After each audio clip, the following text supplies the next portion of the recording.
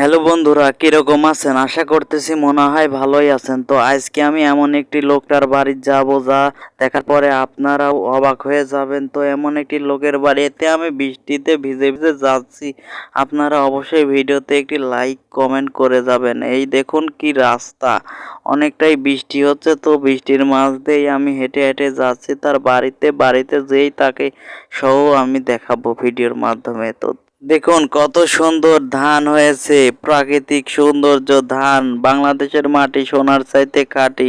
কত সুন্দরই ধান হয়েছে আমাদের এই বিলটাতে। তো তার বাড়িতে আমরা এখন ঢুকতেছি, দেখতেই পাচ্ছেন তার বাড়ি ঘরের অবস্থায় যে কি সুন্দর কিউট ছোট বাছুর। তো তাই কি করতেছে সেটাই আমি দেখবো। এই যে আরো গরু, এই যে ওই ভাই, ও ফটিক ভাই কইতা চাও?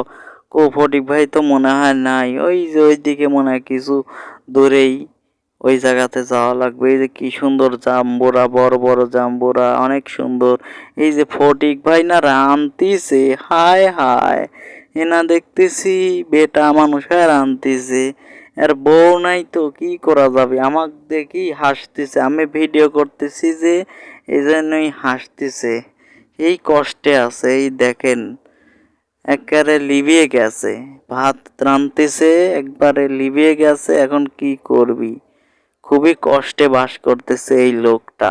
এই লোকটির নাম হলো ফটিক, তো আমি ফটিক ভাই বলেই ডাকি। তো তার ভাত রান্না হচ্ছে, আপনাদের ভালোভাবে দেখাচ্ছি।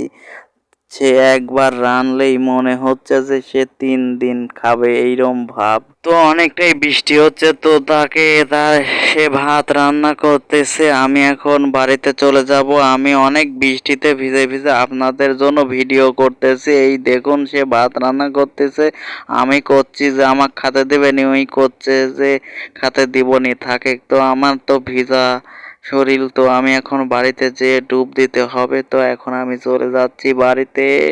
তো বাড়িতে যাওয়া যাক।